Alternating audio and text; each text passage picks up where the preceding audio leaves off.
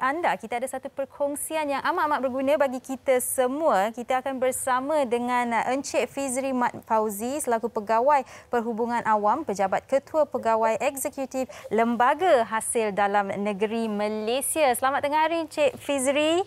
Selamat tengah hari Sugita. Sihat ya? Alhamdulillah sihat. Okey, baik Encik Fizri. Saya pasti Encik Fizri ada perkongsian yang boleh yang amat bermanfaat buat kita semua. Jadi saya nak tujukan soalan pertama kepada Encik Fizri, di mana siapakah individu yang perlu melaporkan pendapatan kepada hasil bagi tujuan cukai pendapatan? Baik, terima kasih Sugita. Baik, tuan-tuan dan puan, sidang penonton wanita hari ini yang saya hormati sekalian. Baik, konsepnya mudah sahaja. Selagi mana tuan-tuan dan puan-puan menjana pendapatan di Malaysia ini, tuan-tuan dan puan-puan adalah tertakluk untuk melaporkan pendapatan kepada Lembaga Hasil Dalam Negeri Malaysia. Baik, cukai pendapatan ini dikenakan atas perniagaan atau profession yang menerima kemasukan ke dalam akaun bank individu, termasuklah mereka yang menjalankan perniagaan online, YouTubers, Insta-famous, influencer atau mereka yang membuat aktiviti ataupun perniagaan paid review. Itu bagi mereka yang menjana pendapatan perniagaan. Cukai pendapatan juga dikenakan atas individu yang menerima pendapatan penggajian. Bermakna mereka ni ada majikan dan mereka ada penyata gaji.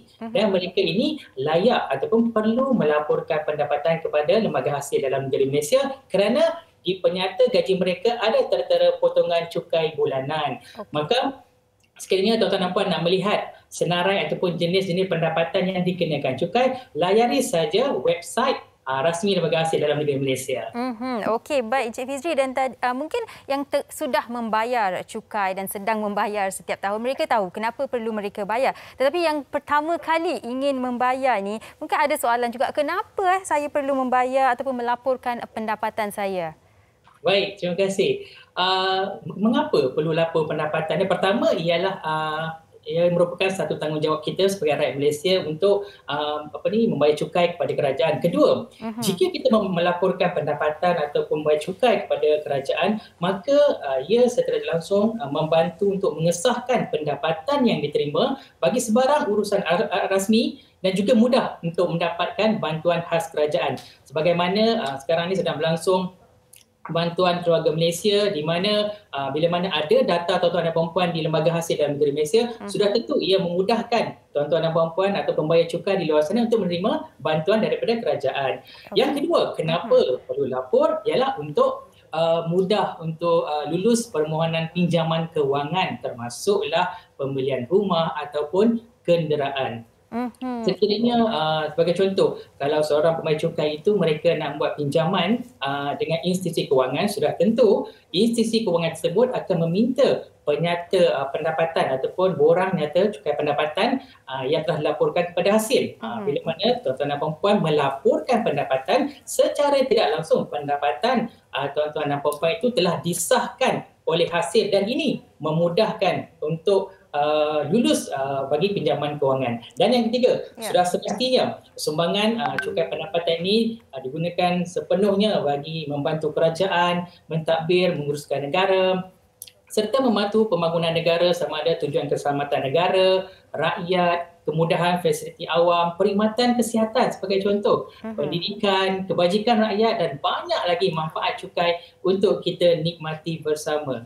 Okey, baik. Dan Encik Fizri, setiap tahun saya pasti ada tarikh yang ditetapkan untuk kita melaporkan pendapatan dan menghantar borang nyata kita kan. Jadi mungkin Encik boleh kongsikan bagaimana untuk melaporkan pendapatan dan bila tarikh akhir untuk menghantar borang nyata? Baik, tuan-tuan dan puan, lapor pendapatan tahun taksiran 2021 secara dalam talian menggunakan e-filing dan bayar cukai pendapatan menerusi platform bayar hasil bermula 1 Mac 2022. Tuan-tuan dan puan perlu menghantar borang BE jika mempunyai punca pendapatan penggajian dan pendapatan lain tidak termasuk perniagaan ya, borang BE ini, di mana tarikh akhir penghantaran bagi borang BE ini adalah pada 30 April 2022 bagi mereka yang menghantar secara manual. Bagi mereka yang menghantar ataupun melaporkan pendapatan borang BE ini secara e-filing, maka tarikh akhirnya adalah 15 Mei 2022. Bagi Okey, bagi mereka yang mempunyai atau menerima pendapatan perniagaan, okey, mereka perlu menghantar borang B. Kalau tadi BE, Okey. sekarang adalah borang B, iaitu tarikh tutup bagi penghantaran borang B ini adalah pada 30 Jun 2022 bagi mereka yang menghantar secara manual dan juga pada 15 Julai bagi mereka yang menghantar secara e-filing. Nak laporkan bagaimana? Gunakan perkhidmatan dalam talian untuk lapor dan bayar cukai pendapatan di mytax.hasil.gov.my. Okey, baik Encik Fazri. Dan seterusnya kami juga nak tahu apakah pelepasan baharu yang ditawarkan kerajaan untuk tahun taksiran 2022? Okey, baik. Kalau boleh saya nyatakan sini, kita ada lebih kurang 4 pelepasan ataupun nilai yang ditambahkan. Yang pertamanya ialah perbelanjaan rawatan perubatan, keperluan khas dan penjaga untuk ibu bapa. Kalau tahun ini kita RM5,000, pada tahun taksiran 2022 dinaikkan kepada RM8,000. Okey. Yang kedua ialah tambahan pelepasan yuran pengajian iaitu khusus bagi meningkatkan kemahiran dalam apa-apa bidang kemahiran yang diiktiraf. Jadi kalau nak tengok senarai kursus-kursus yang ditawarkan ataupun diiktiraf, boleh sahaja rujuk kepada Akta Pembangunan Kemahiran Kebangsaan 2006. Dekat situ dia ada lebih kurang 20 kategori kursus-kursus yang telah diiktiraf untuk melayakkan tuan-tuan dan puan-puan menuntut pelepasan ini. Yang ketiga ialah perbelanjaan suntikan vaksin, ujian saringan serta pengesanan COVID-19. Ini termasuk dengan pembelian kit ujian kendiri ke atas diri sendiri, pasangan ataupun anak. Jadi mereka yang membeli COVID test ni kan, kit ni boleh saja tuntut dan nilainya RM10,000. Dan yang terakhir adalah tambahan pelepasan gaya hidup khusus berkaitan dengan aktiviti sukan sebanyak RM500. Okey, baik. Macam-macam yang telah Encik Fizri kongsikan. Terima kasih Encik Fizri, dan bagi mereka yang ingin mengetahui lebih lanjut, mereka boleh layari www.hasil.gov.my. Baik, terima kasih sekali lagi kita ucapkan kepada Encik Fizri. Jangan lupa bayar cukai pendapatan anda